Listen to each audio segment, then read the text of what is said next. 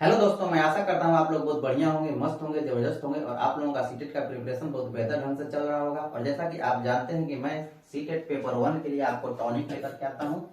Tonic आपको लेकर के आता हूँ पेपर 1 के लिए। आपको टॉनिक 11 टॉनिक आपका हो चुका है, ठीक है ना। और उसी तरह से आपका बुलेट भी आपको 11 हो चुका है और बुलेट आता है आपका पेपर 2 के लिए और टॉनिक आता है पेपर 1 के लिए। आज की क्लास में मैं आपको पढ़ाने वाला हूँ पेपर 2, ठीक है ना। और ये आपको मोस्ट इंपोर्टेंट क्वेश्चन होंगे जो कि बार बार आपको सीटेट के एग्जाम में पूछे जाते हैं और सभी के सभी प्रश्न आपको प्रीवियस ईयर क्वेश्चंस होते हैं और उन्हीं का मैं एनालिसिस करूंगा। तो चलिए हम लोग बिना विलंब के हुए प्रश्नों की ओर चलते हैं। अब देखिए, ये आपका प्रश्न है, बहुत ही इंपॉर्टेंट है। कह रहा है कि x के पावर 4 प्लस 1 बाई में x के पावर 4 इज इक्वल टू इतना है। और तो यहाँ पर x माइनस 1 बाई में x का वैल्यू क्या होगा, इसमें से वो पूछ रहा है। तो ध्यान दीजिए, ये है x के पावर 4, ये भी आपको है 1 बाई एक्स के पावर 4, ठीक है। और आपको चाहिए x माइनस 1 बाई में x। तो इसमें हम लोग कर क्या सकते हैं, ध्यान दीजिए। यदि हम चाहें तो इसे हम लोग लिख सकते हैं ना, एक्स स्क्वायर का स्क्वायर प्लस 1 बाई में एक्स स्क्वायर का स्क्वायर। आप आसानी से इसे लिख सकते हैं, ठीक है। क्यों लिख सकते हैं उसको चलिए मैं बताता हूँ। आगे मैं इसे लिख सकता हूँ 2 into x square into 1 by में x square is equal to कितना है, 332 है। ध्यान दीजिएगा, ये है आपका 322। अब यहाँ एक्स स्क्वायर से एक्स स्क्वायर क्या हो जाएगा, कैंसिल हो जाएगा। तो यहाँ बचा क्या, 2 जो कि एक्स्ट्रा है। तो इधर हमने 2 जोड़ा है तो इधर भी हमको क्या करना पड़ेगा, 2 जोड़ना पड़ेगा, तभी ये बैलेंस होगा। यदि नहीं जोड़ेंगे तो नहीं होगा बैलेंस। ऐसा क्यों किया जा रहा है, इसलिए किया जा रहा है कि ये a प्लस बी के होल स्क्वायर को हो जाएगा। देखिए, ये आपका a का काम करेगा, ये आपका b का काम करेगा। उसी तरह से ये आपका a का काम करेगा, ये b का काम करेगा। अर्थात a square plus b square plus 2ab, अर्थात a प्लस बी का होल स्क्वायर होता है ना, a प्लस बी का होल स्क्वायर। तो यही होता है a square plus b square plus 2ab आपको होता है। तो उस पर आप इसे तोड़ लीजिए। तो इसे इस तरह से भी लिख सकते हैं आप कि x square plus 1 by x का होल स्क्वायर, ठीक है ना, 1 बाई एक्स स्क्वायर का होल स्क्वायर। आप इसे आसानी से लिख सकते हैं इज इक्वल टू, ये कितना हो जाएगा, 300 आपको 24 हो गया, ठीक है। अब ध्यान दीजिए, यहाँ पर आपको चाहिए क्या, एक्स माइनस 1 बाई में एक्स, एक्स माइनस 1 बाई में एक्स। अब इसे आप कैसे तोड़ सकते हैं, ध्यान दीजिए। यदि यहाँ पे स्क्वायर है तो इसको स्क्वायर हटाने के लिए इसका आपको वर्गमूल निकालना पड़ेगा, ठीक है। वर्गमूल निकालिएगा तो यदि हम इसका वर्गमूल निकालें, अर्थात करने का अर्थ है कि एक्स स्क्वायर प्लस 1 बाई में एक्स स्क्वायर, जो यहाँ पर जो स्क्वायर है इधर जाकर क्या हो जाएगा, वर्गमूल इसका निकालना पड़ जाएगा, ठीक है ना। तो ये हो जाएगा 324। ये कितना होता है, 18 होता है। ये 18 का स्क्वायर आपको 324 होता है। 18 स्क्वायर तो एक 18 आपको क्या आ जाएगा, बाहर आ जाएगा। तो इसका वैल्यू कितना आया, 18 आया। ध्यान दीजिएगा, यहाँ पर ये एक्स स्क्वायर हो गया प्लस 1 बाई में एक्स स्क्वायर हो गया और माइनस, इसे हम लोग लिख सकते हैं 2ab लिख सकते हैं। और इज इक्वल टू है क्या, यहाँ पर 18 है ना, बराबर में 18 है ना, हमने इसको तोड़ना शुरू किया है यहाँ पर पुनः। तो इस यहाँ पर बराबर में क्या है, 18 है, ठीक है। तो यहाँ पर ध्यान दीजिए, ये x से x क्या हो जाएगा, कैंसिल हो जाएगा। तो यहाँ -2 एक्स्ट्रा है ना, तो इसमें यदि हम -2 हटा दें तब पुनः ये क्या कर जाएगा, बैलेंस कर जाएगा। एक्स स्क्वायर प्लस 1 बाई में एक्स स्क्वायर जो है उसका ये बैलेंस कर जाएगा।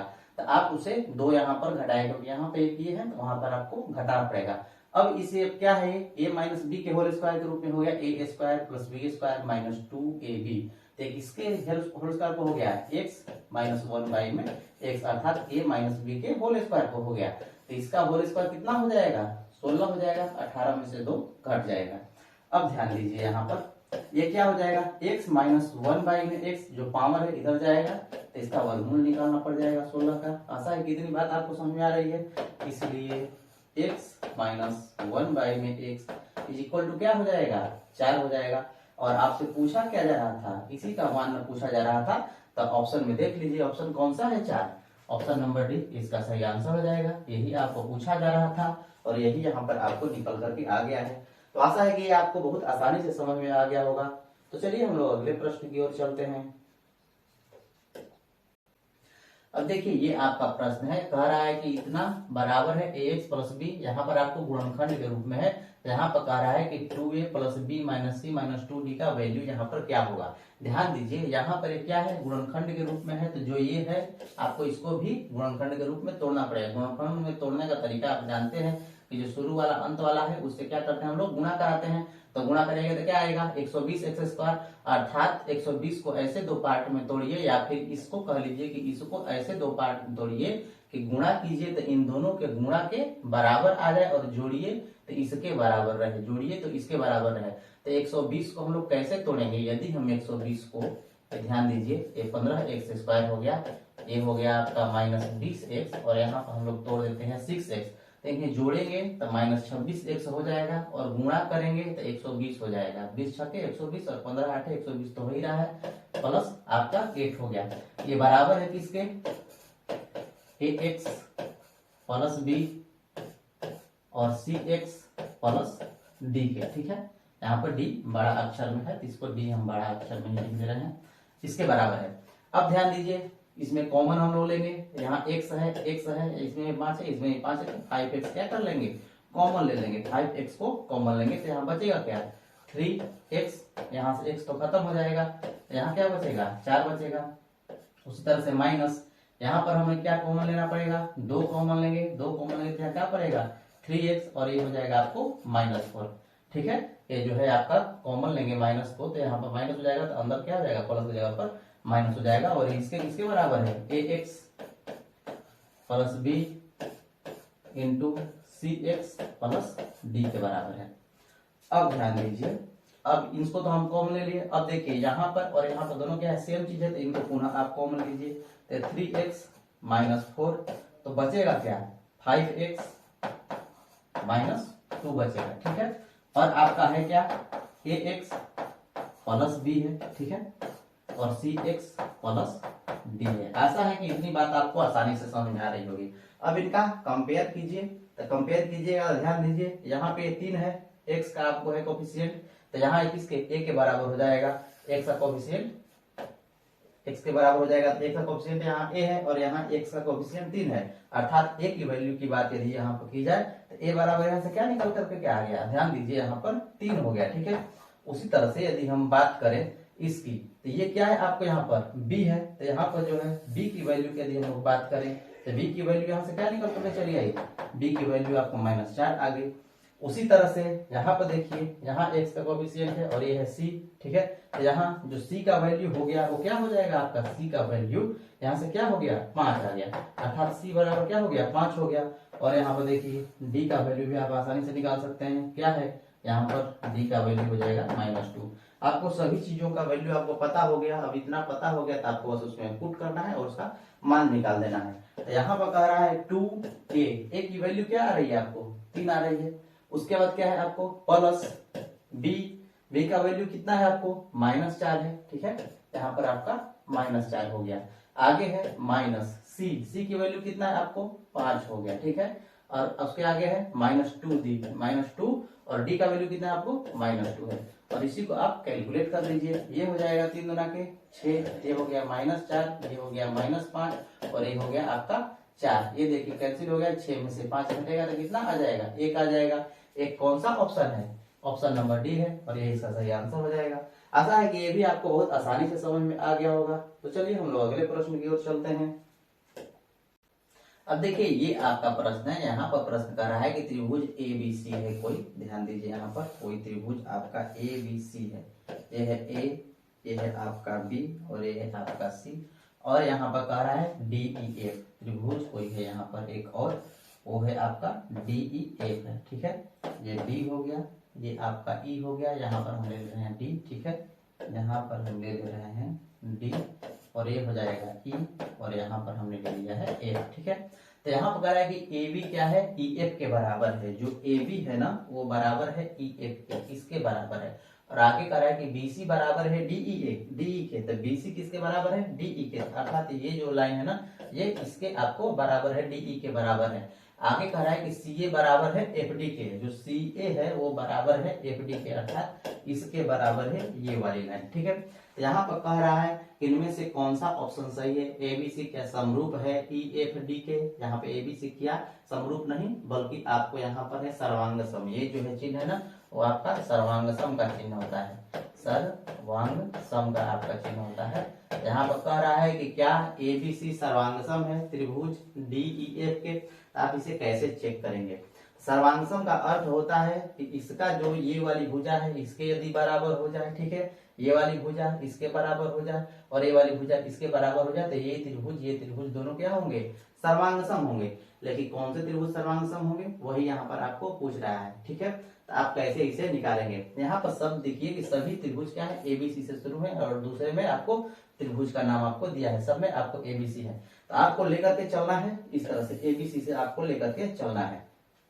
तो एबीसी में पहली वाली भुजा ये इधर है, दूसरी वाली और तीसरी वाली है, तो उसी तरह से यहाँ से हम लोग पहली वाली दूसरी वाली तीसरी वाली इस तरह से हम लोग क्या करेंगे चलेंगे, पहली वाली दूसरी वाली तीसरी वाली।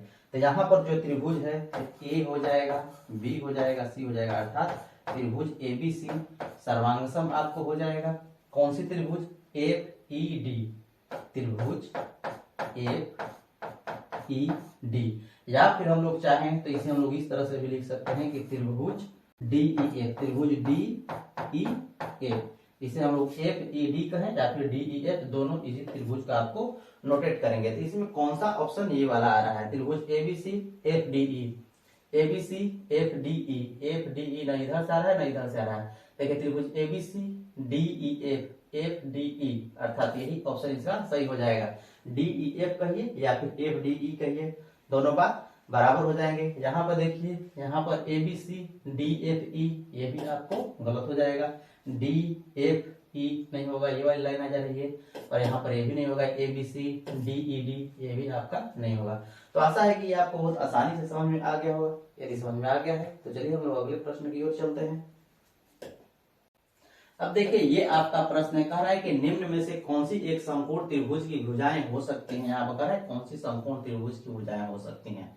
ध्यान दीजिएगा यहाँ पर आपको ये आपको ऑप्शन नंबर बी को आप लेकर चलिए, आप किसी को इस तरह से चेक कर सकते हैं, लेकिन चलिए ऑप्शन नंबर ए को, अर्थात कहने का अर्थ ये है कि बराबर होनी चाहिए, जो सबसे बड़ी भुजा है उसका स्क्वायर दो छोटी भुजाओं के स्क्वायर का योग के बराबर होना चाहिए, अर्थात 65 का स्क्वायर प्लस 72 के स्क्वायर के योग के बराबर होना चाहिए। यदि बराबर है तो समकोण त्रिभुज की भुजाएं हैं, यदि नहीं आपको बराबर होगा तो क्या हो जाएगा, समकोण त्रिभुज की भुजाएं नहीं हो जाएगी। ये क्या कहता है, पाइथागोरस प्रमेय कहता है। ठीक है, तो यहाँ पर ध्यान दीजिए यदि हम लोग इसका स्क्वायर करते हैं 97 का, तो आपको एक बात हमेशा याद रखना है कि 97 का यदि हमें स्क्वायर करना है या फिर 100 के इर्द गिर्द कोई भी संख्याएं हैं उनका आपको स्क्वायर करना है।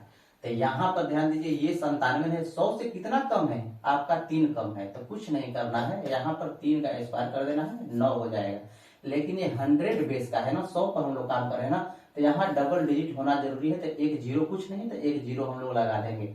उसके बाद जो 97 है 100 से कितना छोटा है, 3 छोटा है, तो इस 97 में से पूरा 3 हम लोग क्या कर देंगे, घटा देंगे, तो कितना हो जाएगा 94 हो जाएगा, अर्थात इसका स्क्वायर हम लोग करेंगे तो ये आपको 9409 आएगा। ठीक है, अब उसी तरह से 65 का स्क्वायर के बारे में थोड़ा जान लीजिए। 65 का स्क्वायर आपको करना है, तो 65 का स्क्वायर कोई भी अंक का स्क्वायर करना है यदि उसके अंत में 5 हो, कोई भी अंक का स्क्वायर करना हो यदि उसके अंत में 5 हो, तो आपको कुछ नहीं करना है, बस करना है जो अंत वाला अक्षर है ना उसी का स्क्वायर कर दीजिए, 25 हो जाएगा, और जो ये वाला डिजिट है उसमें एक जोड़ करके उसी से गुणा कर दीजिए। ठीक है ना, तो 7 हो जाएगा, एक जोड़िएगा तो 7 हो जाएगा, और 7 में 6 से गुणा कर दीजिए, 7 के 42, इसका गुणा 42 25 हो गया, तो ये हो गया आपको 42 25। ठीक है, प्लस अब आपको 72 का स्क्वायर करना है, अर्थात 72 गुना 72 करना है, तो सिंपल रूल हमने बताया इससे गुणा करने का, इससे गुणा कीजिए 4 हो जाएगा, 7 दुना के 14, 7 दुना के 14, 14 दुना के 28, 28 के लिए 8 बचा, कितना 2 7 के 49 और 2 51, तो इसका गुना इतना हो गया 51 84 हो गया। ठीक है, 51 84 हो गया। इनको जोड़ लीजिए, इनको जोड़िएगा तो देखिए 5 4 9 हो जाएगा, 8 2 10 के लिए 0 हो जाएगा, उसी तरह से 2 1 3 1 4 हो जाएगा, और 5 4 9 हो जाएगा। तो क्या इसके बराबर आ रहा है, बराबर आ रहा है, और यही इसका ऑप्शन हो जाएगा। आशा है कि ये बात आपको समझ में आ गई होगी। तो चलिए हम लोग अगले प्रश्न की ओर चलते हैं। अब देखिए ये आपका प्रश्न कर रहा है किसी बहुफलक की 7 फलक और 10 शीर्ष हैं, इस बहुफलक के किनारों की संख्या यहाँ पर पूछ रहा है, किनारों की संख्या यहाँ पर क्या होगी।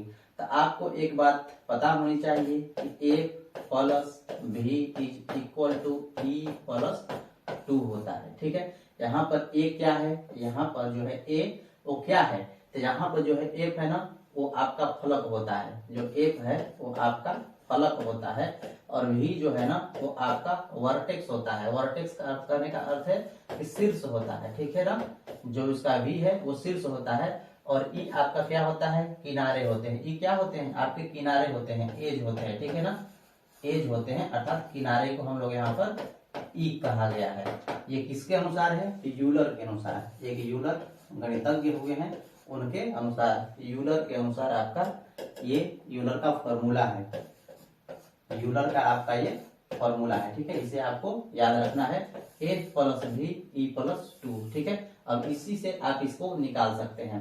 तो यहाँ पर जो इसके फलक हैं, फलक आपको दिया है 7, तो 7 हो गया, प्लस वर्टेक्स, वर्टेक्स कितने हैं इसके, जो बहुफलक है उसके वर्टेक्स कितने हैं, 10 हैं, तो वर्टेक्स हो गया 10, शीर्ष आपको 10 हो गया। और ई तो आपको निकालना है कि एज कितने होंगे, अर्थात किनारे कितने होंगे, तो आपको ई और प्लस 2, और इसी को कैलकुलेट कर लीजिए। ये कितना हो जाएगा, 10 7 17, 2 इधर आकर घट जाएगा तो हो जाएगा 15। इसलिए ई का वैल्यू अर्थात एज की वैल्यू कितना हो गई, 15 हो गई। जो किनारे इसके होंगे वो कितने हो जाएंगे, 15 हो जाएंगे। तो ऑप्शन इसमें देख लीजिए कौन सा ऑप्शन है, ऑप्शन नंबर आपका ए, यही इसका सही आंसर हो जाएगा। आशा है कि ये भी आपको बहुत आसानी से समझ में आ गया होगा। तो चलिए हम लोग अगले प्रश्न की ओर चलते हैं। अब देखिए ये आपका क्वेश्चन है, कह रहा है कि त्रिभुज एबीसी में भुजा एबी को ई तक, यहाँ पर कह रहा है कोई त्रिभुज एबीसी है, कोई यहाँ पर त्रिभुज है एबीसी। ठीक है, यहाँ पर ए है और ये है आपका बी और ये है आपका सी। कह रहा है कि AB को E तक, जो AB है ना उसको E तक बढ़ाया गया है, उसको यहाँ E तक आपको बढ़ा दिया गया है। और आगे कह रहा है यहाँ पर कि CA को D तक बढ़ाया गया है, जो CA है, जो CA है उसको आपको D तक कह रहा है कि बढ़ाने के लिए, यहाँ D तक उसे बढ़ा दिया गया है। आगे कह रहा है यदि कोण BAD 125 डिग्री है, BAD यहाँ पर B है, A है और D है, ये है BAD कोण, ये है कह रहा है कि 125 डिग्री, ये कोण है कि 125 डिग्री। और यहाँ पर EBC, जो EBC है वो 100 डिग्री है। EBC ये वाला जो कोण है ना वो आपका कह रहा है कि 100 डिग्री है। तो निम्नलिखित में से कौन सा सत्य है ये आपको बताना है। तो कह रहा है कि कोण ABC और ACB का अंतर 35 डिग्री है। तो कोण ABC और ACB यहाँ पर हमें यहाँ पर कलर थोड़ा सा चेंज कर लेता हूँ। ठीक है, यहाँ पर ध्यान दीजिए, यदि यह 100 डिग्री का हो जाएगा कोण, तो ये क्या है, सीधी लाइन है, और सीधी लाइन पर कितना डिग्री कोण बनता है, 180 डिग्री कोण बनता है। तो यदि हम इस कोण की बात करें तो कितना हो जाएगा, 80 डिग्री हो जाएगा ये वाला कोण। ठीक है, अब उसी तरह से यहाँ 125 डिग्री का, तो ये लाइन जो है ना ये क्या है, सीधी लाइन है, तो सीधी लाइन पर कितना डिग्री कोण बनता है, 180 डिग्री कोण बनता है। 125 तो यहाँ बन गया, तो बाकी यहाँ पर आपको कितना बचेगा, 55 डिग्री हो गया। तो ये वाला कोण कितना हो गया, आपको 55 डिग्री का कोण बन गया। आशा है कि इतनी बात आपको समझ में आ रही होगी। अब इतनी बात आपको समझ में आ रही है तो यहाँ का कोण भी आप आसानी से चाहें तो निकाल सकते हैं। ये 80 हो गया है तो ये हो गया 135, अर्थात ये वाला कोण कितना हो जाएगा, 45 डिग्री का हो जाएगा। अब चलिए प्रश्न पर, कह रहा है कोण ABC और ACB, जो आपका ABC है, A हो गया ये B हो गया, AC हो गया, अर्थात इस कोण की बात कर रहा है। और ACB कौन सा है, ये A है, ये C है, B है, ये है आपका 45 डिग्री, तो ये हुआ ACB। कह रहा है कि इनका अंतर जो है वो आपको 35 डिग्री है, तो 80 में से यदि 45 को आप घटाइएगा तो ये आपको कितना आएगा, 35 डिग्री आएगा, और यही इसका सही आंसर हो जाएगा। चलिए आगे और भी देख लीजिए क्या कह रहा है। कह रहा है कोण BAC और ACB का अंतर 20 डिग्री है। BAC यहाँ देखिए B है, A है, C है, तो ये है आपका 55 डिग्री। ठीक है, और इसका अंतर पूछ रहा है किससे, ACB से। ACB ये कितना है, 45 डिग्री है, तो कितना अंतर आएगा, 10 डिग्री का आएगा, तो क्या हो जाएगा, गलत हो जाएगा। उसी तरह से आगे कह रहा है कोण ABC समद्विबाहु त्रिभुज है। क्या ये आपको समद्विबाहु त्रिभुज दिख रहा है कहीं से, यदि ये 45 डिग्री है, ये भी 45 डिग्री हो गया होता तो समद्विबाहु त्रिभुज हो जाता, या फिर ये 55 ये भी 55 हो गया होता तो समद्विबाहु त्रिभुज हो जाता। लेकिन आपको दो कोण ही नहीं बराबर है तो दो भुजा कहां से बराबर होंगे, तो ये आपका ऑप्शन गलत हो जाएगा। आगे देखिए कह रहा है कि ए बी बड़ा है बीसी से, जो आपको रेखा ए बी है वो आपको बीसी से बड़ा है, अर्थात इस रेखा से बड़ा है, नहीं बड़ा नहीं है। आपको बड़ा यहाँ पर देखिए सबसे बड़ा कोण इसमें कौन सा है, सबसे बड़ा कोण आपको ये है, तो इसके सामने वाली जो भुजा होगी ना वो सबसे बड़ी भुजा होगी, उसका मुख फैलेगा तो सबसे बड़ी भुजा का निर्माण करेगी। तो आशा है कि ये आपको आसानी से समझ में आ गया होगा और ये भी आपका गलत हो जाएगा। तो चलिए हम लोग अगले प्रश्न की ओर चलते हैं। अब देखिए ये आपका प्रश्न है और प्रश्न क्या कह रहा है इसको ध्यान से देखिए, ठीक है। यहाँ कह रहा है कि समलंब पी क्यू आर एस, कोई समलंब है, यहाँ पर ध्यान दीजिए, यहाँ पर आपका कोई समलंब है, कोई यहाँ पर आपको समलंब दिया हुआ है और ये है आपको समलंब, ठीक है यहाँ पर, और इसका नाम दिया है कि P Q R S, P हो गया, ये क्यू हो गया और यहाँ पर आर हो गया और ये आपका एस हो गया, और कह रहा है कि पी क्यू समानांतर है आर एस के। चलिए यहाँ पर थोड़ा सा इसको हम अलग कर देते हैं। यहाँ पर ये आपका P हमने ले लिया, ये Q ले लिया और ये आपका R हो जाएगा और यहाँ पर आपको S हो जाएगा। और कह रहा है कि PQ जो समानांतर है, जो PQ है वो रेखा समानांतर है RS के। आगे कह रहा है कि PQ तथा SR का अनुपात 3:2 है, जो PQ है और RS है, SR है, उसका जो अनुपात है 3:2 है। आगे कह रहा है कि यदि समलंब का क्षेत्रफल 480 वर्ग सेंटीमीटर है, इसका जो क्षेत्रफल है 480 वर्ग सेंटीमीटर है, और PQ तथा SR के बीच की दूरी, जो आपको PQ और SR है, जो ये दो रेखाएं हैं ना, इनके बीच की दूरी के बारे में बात कर रहा है कि वो है आपका यहाँ पर कितना 12 सेंटीमीटर, ये है आपका 12 सेंटीमीटर। तो SR की लंबाई आप बताइए, SR अर्थात इस भुजा की लंबाई क्या होगी, इस भुजा की लंबाई क्या होगी, यहाँ पर ये आपसे पूछ रहा है। तो आप जानते हैं इसे आसानी से आप निकाल सकते हैं। आप कैसे निकालेंगे, समलंब का क्षेत्रफल क्या होता है, समलंब का यदि हम क्षेत्रफल कहें, समलंब का क्षेत्रफल तो क्या होता है, आप जानते हैं कि 1/2 समानांतर भुजाओं का योग, ठीक है ना, समानांतर भुजाओं का योग। यहाँ समानांतर भुजाएं कौन सी है, ये समानांतर भुजा है, ये समानांतर भुजा है, तो ये 3 इकाई है, ये आपको 2 इकाई है, तो यहाँ पर 2x और 3x मानना है, क्योंकि ये पूरा ज्ञात नहीं है, अनुपातिक मान है, ठीक है ना। तो यहाँ पर क्या हो जाएगा 3x प्लस 2x हो जाएगा, ठीक है। अब गुणा शीर्षलंब, तो शीर्षलंब क्या है आपका 12 है, तो गुणा 12 हो जाएगा। आशा है कि इतनी बात आपको समझ में आ रही है। अब इसी को आपको कैलकुलेट करना है और यहाँ पर समलंब का क्षेत्रफल टोटल दिया हुआ है कि ये है आपका 480, बराबर हो जाएगा 1/2, ठीक है, गुणा 3 2 5x हो गया, ठीक है, और गुणा आपका हो गया 12, ठीक है। यहाँ से आप इसे कैंसिल कर सकते हैं 6 बार में, ठीक है, 8 6 के 48, यहाँ पर आप कैंसिल करेंगे तो ये हो जाएगा 80 और 5 से 20 काटा सकते हैं 16 बार में, अर्थात यहाँ पर 3x 2x कितना हो गया 5x, तो x की वैल्यू यहाँ से क्या निकल करके आपको आ गई, x की वैल्यू आपको यहाँ से 16 निकल के आ गई, ठीक है, यहाँ पर x की वैल्यू 16 निकल के आ गई। तो आपको भुजाओं के बारे में पूछ रहा है, ये भुजा है आपको कितना 2 रेशियो में है और ये है 3 रेशियो में। 2 रेशियो करने का अर्थ हमने क्या माना है 2x माना है, हमने क्या माना है 2x माना है, तो 2x अर्थात 2 गुणा x कितना है 16 है, तो ये हो जाएगा कितना 32। तो इसी भुजा के बारे में ही पूछ रहा था आपको कि ये भुजा कितनी है, तो ये भुजा आपको 32 सेंटीमीटर हो गई। तो आशा है कि ये भी आपको आसानी से समझ में आ गया होगा। तो ऑप्शन नंबर डी इसका सही आंसर है। तो चलिए हम लोग अगले प्रश्न की ओर चलते हैं।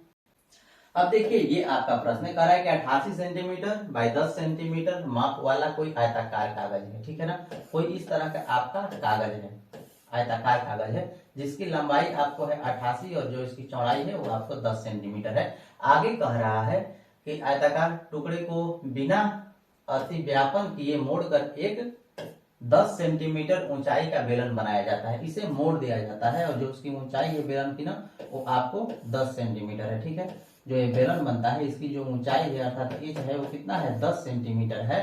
तो आगे कह रहा है कि बेलन की धारिता लीटर में क्या होगी, जो इस बेलन है ना इसका आपको वॉल्यूम पूछ रहा है कि वॉल्यूम आपको यहाँ पर कितना होगा। यहाँ पर थोड़ा सा ध्यान दीजिए, मैं आपको दिखा देता हूँ।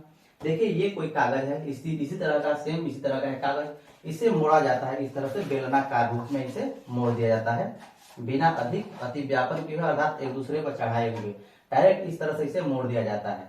तो यहाँ पर जो है ना इसकी जो चौड़ाई है वही इसकी बेलन की क्या हो जा रही है ऊंचाई हो जा रही है, यहाँ पर तो इस बेलन की जो चौड़ाई है वो ऊंचाई हो जा रही है। और यहाँ पे ये ध्यान दीजिए ये क्या है, इसकी भुजा है सबसे लंबी भुजा और ये सबसे लंबी भुजा की ओर ही क्या हुआ है मुड़ा हुआ है, सबसे लंबी भुजा की ओर ये मुड़ा हुआ है। अर्थात यदि यहाँ पर जो इसके बेस की परिधि की बात की जाए, जो ये वृत्ताकार जो परिधि है ना उसकी लंबाई कितनी होगी, तो जितनी इसकी लंबाई होगी उतनी ही इसकी लंबाई होगी, अर्थात ये कितना होगा 88 सेंटीमीटर उसका आपको परिमाप होगा उस वृत्त का, ठीक है ना। जो नीचे एक वृत्ताकार होता है ना, यहाँ पर एक वृत्ताकार होता है, ये भी वृत्ताकार होता है बेलन, तो जो इसका जो परिमाप है वो आपको कितना होगा 88 होगा। अब इतना आप समझ गए तो आप आसानी से इसे बना सकते हैं। तो यहाँ से आप निकाल सकते हैं क्या, बेलन की, यहाँ बेलन नहीं बल्कि वृत्त की परिमिति। तो आप जानते हैं कि वृत्त की परिमिति क्या होती है, वृत्त की परिमिति क्या होती है 2 पाई आर होती है, ठीक है 2 पाई आर होती है। तो यहाँ पर कितना आ जाएगा, ये 88 है क्योंकि इसी को मोड़ करके बनाया गया है ना, ये कितना है 88 है, बराबर 2 पाई क्या है 22/7 लेना है, पर आर आपको नहीं पता है तो आर के ही निकालने के लिए ये उपाय है कि आर को कैसे निकाला जाए। तो यहाँ से आर देखिए ये 44 हो जाएगा और 44 गुना क्या हो जाएगा 88 हो जाएगा, ये 7 भाग में इधर आकर के क्या हो जाएगा गुणा हो जाएगा, इसलिए आर वैल्यू क्या आ जाएगा इसका 7 गुना के 14। जो इसकी त्रिज्या है बेलन की आपको 14 आ गई। तो आपको निकालना क्या है, बेलन का जो है वॉल्यूम निकालना है, धारिता निकालना है, तो आराम से आप निकाल सकते हैं। बेलन का धारिता क्या होता है, जो बेलन का धारिता आप जानते हैं कि होता है ना पाई आर स्क्वायर एच आपका इसका धारिता होता है। बस इसकी सबकी वैल्यू रख दीजिए। पाई क्या होता है 22/7 हो गया, आर की वैल्यू तो आप निकाल सकते हैं कि 14 है, अर्थात 14 गुणा 14 हो गया। उसी तरह से एच भी आपको पता है कि 10 सेंटीमीटर है, ठीक है। अब इसे आप कैलकुलेट कर लीजिए, 7 गुना के 14 हो जाएगा, ठीक है। ये है आपका 22, ये हो जाएगा आपका 28, ठीक है। आप इसको 44 भी कर सकते हैं, 44 में आपको 14 से गुणा भी कर सकते हैं, 14 चौके 56 हो जाएगा और गुना 14 चौके 56 और 5 आपका हो जाएगा कितना 61 हो जाएगा, अर्थात ये आपका क्या हो जाएगा बेलन का वॉल्यूम हो जाएगा। लेकिन ये होगा क्या, ये क्या है आपको सभी सेंटीमीटर है, तो सभी सेंटीमीटर क्यूब हो गए, अर्थात कहने का अर्थ क्या है, ये क्या हो जाएगा, ये सेंटीमीटर है तो ये एम में हो जाएगा, अर्थात 6160 क्या हो जाएगा मिलीलीटर हो जाएगा। अब जब ये 6160 मिलीलीटर है तो आपको इसको निकालना किस में है, ध्यान दीजिए यहाँ पर लीटर में निकालने की बात कर रहा है कि लीटर में क्या होगा, तो 1000 ml से भाग दे दीजिए, लीटर में आपको निकल जाएगा। तो यहाँ पर आप यदि इसमें 1000 से भाग देते हैं तो ये आपको लीटर में निकल जाएगा, ये ml में है तो ये लीटर में निकलेगा, तो कितना आ जाएगा 3 अंक के बाद दशमलव आ जाएगा, अर्थात 6.16 क्या हो जाएगा लीटर हो जाएगा। तो ऑप्शन देख लीजिए, ऑप्शन कौन सा है, ऑप्शन नंबर देखिए डी है और यही इसका सही आंसर हो जाएगा। आशा है कि ये भी बहुत आसानी से आपको समझ में आ गया होगा। तो चलिए हम लोग अगले प्रश्न की ओर चलते हैं। अब देखिए ये आपका प्रश्न है, कह रहा है किसी घन का आयतन 2197 सेंटीमीटर क्यूब है, इसका पार्श्व पृष्ठ क्षेत्रफल यहाँ पर आपको पूछ रहा है। जो घन है, घन का आपको यहाँ पर आयतन कर रहा है, आयतन, ठीक है। तो आयतन आप जानते हैं क्या होता है, भुजा क्यूब होता है, जो भुजा क्यूब होता है घन का आयतन, और वो आपको दिया है 2197 है, ठीक है। यहाँ पर ये 2197 है। तो यहाँ पर यदि हम बात करें कि जो ये भुजा क्यूब है वो 2197, तो ये 13 का क्यूब होता है 2197, तो ये क्या हो जाएगा 13 का क्यूब। तो यहाँ पर इस घन की भुजा की यदि हम बात करें, इसलिए ये बराबर क्या हो जाएगा 13 हो जाएगा, ठीक है। आशा है कि इतनी बात आपको समझ में आ रही है। अब आपका निकालना है इसका पृष्ठ क्षेत्रफल। तो पृष्ठ क्षेत्रफल तो आप जानते हैं कि घन का पृष्ठ क्षेत्रफल क्या होता है, घन का पृष्ठ क्षेत्रफल अर्थात संपूर्ण पृष्ठ क्षेत्रफल तो 6 भुजा स्क्वायर होता है, ठीक है। 6 गुना भुजा स्क्वायर, यहाँ 6 गुना भुजा कितना आ जाएगा 13, 13 का स्क्वायर अर्थात 6 गुना 169 और इसमें आप गुणा करा दीजिए, 9 छके 54 हो जाएगा, 6 के 36, 36 और 5 कितना हो जाएगा आपका 41 हो जाएगा, और यहाँ पर 6 4 10 हो जाएगा, अर्थात 1014 हो जाएगा। और यही आपको पूछ रहा है, तो ऑप्शन नंबर बी इसका सही आंसर हो जाएगा। आशा है कि ये भी आपको बहुत आसानी से समझ में आ गया होगा। तो चलिए हम लोग अगले प्रश्न की ओर चलते हैं। अब देखिए ये आपका प्रश्न है, सांख्यिकी क्या कह रहा है कि निम्न आंकड़ों के लिए यहाँ पर कह रहा है कि परिसर, बहुलक तथा माध्य का माध्य क्या है। इन तीनों का निकालने के बाद उनका माध्य पुनः निकालना है, ठीक है। तो आप जानते हैं कि जो आपका ये है आंकड़े दिए हुए थे, इनको या तो बढ़ते क्रम में सजाइए या फिर घटते क्रम में सजाइए। तो हम लोग बढ़ते क्रम में सजाते हैं, पहले छोटा लिखेंगे। देखिए यहाँ पर 2 है, तो 2 हो गया सबसे छोटा, 2 क्या एक बार और भी है कहीं नहीं है। उसके बाद देखिए 3 है, तो 3 ले लिए, 3 कितनी बार है, एक बार है, यहाँ आपको 2 बार है, उसके बाद भी 3 है नहीं है, तो यहाँ पर 2 बार आपकी 3 होगी। उसके बाद देखिए 4, 4 देखिए एक बार है, यहाँ पर 2 बार है और यहाँ पर 3 बार है, तो 4 आपका 3 बार हो गया, ठीक है। आगे 5 देखिए, 5 आपका एक बार है, 5 आपका एक बार हो गया, उसके बाद भी है नहीं है, 5 आपका एक बार हो गया। 6 देखिए, 6 यहाँ पर एक बार है, उसके बाद भी कहीं है, 6 नहीं है तो 6 भी आपको हो गया। उसके बाद बड़ी संख्या 7 आएगी, 7 कहीं है, 7 आपको नहीं है। उसके बाद 8 है तो 8 आपको ले लीजिए, 8 का एक बार से अधिक बार भी है, 8 आपको एक बार से अधिक बार है नहीं है। अब 9 की पारी आती है तो 9 देखिए एक बार है, एक दो बार है 9, ठीक है, 9 आपका दो बार हो गया। उसके बाद 10 देखिए एक बार है, उसके बाद भी 10 है नहीं है तो यहाँ 10 हो गया। 10 के बाद आपका 11, 11 देखिए एक बार है, 11 हो गया। उसके बाद आपका 12 है नहीं है, 12 भी आपको नहीं है तो आपको सीधे आपको 15 है तो आपको यहाँ पर 15 हो जाएगा। और लास्ट में आपका 19 है, ठीक है, तो यहाँ पर आपको 19 हो गया। सभी संख्याएं आप ले लिए यहाँ पर। अब कह रहा है कि परिसर, परिसर आपसे पूछ रहा है कि इसका परिसर क्या होगा, ठीक है। परिसर जानते हैं, उच्च सीमा माइनस निम्न सीमा। उच्च सीमा सबसे बड़ी उच्च सीमा ये है और सबसे निम्न सीमा आपको ये है, तो ये क्या हो जाएगा 19 माइनस 2 इज इक्वल टू 17 हो गया। अब उसी तरह से कह रहा है बहुलक, इसका बहुलक, ठीक है, तो बहुलक जो सबसे अधिक संख्या में है वही उसका बहुलक होता है। तो सबसे अधिक संख्या में क्या है, देखिए 4 है, अर्थात बहुलक इसका क्या हो गया 4 हो गया। उस तरह से कह रहा है माध्यक, यहाँ माध्यम लिखा हुआ है जबकि यहाँ पर होगा माध्यक, ठीक है। तो माध्यक, माध्यक क्या होता है बीच वाली संख्या। इसमें टोटल संख्या कितनी है 1 2 3 4 5 6 7 8 9 10 11 12 13 14 15, 15 इसमें संख्याएं हैं। तो बीच वाली संख्या क्या होगी, जो 8वीं नंबर पर होगी वही दोनों की बीच में होगी, 7 इधर 7 इधर, और बीच में जो आएगा 8वां नंबर पर वो आपका 15वां होगा। तो आपका जो आएगा ये होगा आपका 8वें नंबर पर 6। देखिए 1 2 3 4 5 6 7 8, तो ये क्या हो जाएगा इसका आपका हो जाएगा माध्यक, ठीक है, 6 इसका माध्यक हो गया। माध्यक बराबर इसका हो गया 6। आशा है कि इतनी बात आपको आसानी से समझ में आ रही होगी। लेकिन पूछ रहा है कि इन तीनों का माध्य बताइए कि क्या होगा, इन तीनों का माध्य। तो माध्य को आप जानते हैं कि माध्य क्या होता है, प्रेक्षणों का योग बटा के प्रेक्षणों की संख्या। तो इसमें प्रेक्षण कितने हैं, 1 है 2 है और 3 है, तो यहाँ प्रेक्षणों का योग अर्थात 17 प्लस 4 प्लस 6 बटा के प्रेक्षणों की संख्या, इनकी संख्या कितनी है 3 है तो 3 से आप भाग दे दीजिए। देखिए यहाँ पर ये 17 4 21 21 और 6 कितना हो जाएगा 27 हो जाएगा, और बटा कितना हो जाएगा 3 हो जाएगा, काटिएगा तो क्या हो जाएगा 9 हो जाएगा। तो ऑप्शन देखिए कौन सा है, ऑप्शन नंबर डी इसका सही आंसर हो जाएगा। तो आशा है कि ये आपको बहुत आसानी से समझ में आ गया होगा। यदि समझ में आ गया है तो अच्छी बात है, नहीं समझ में आया तो पुनः एक बार और देख लीजिएगा। और यदि आपको पढ़ाई अच्छी लग रही है तो लाइक से सब्सक्राइब जरूर कर दीजिएगा और अपने दोस्तों में भी शेयर कर दीजिएगा। अभी के लिए इतना ही, मिलते हैं हम लोग पार्ट 1 के वीडियो में, पार्ट 1 अर्थात टॉनिक के वीडियो में। ये आपका पार्ट 2 का था।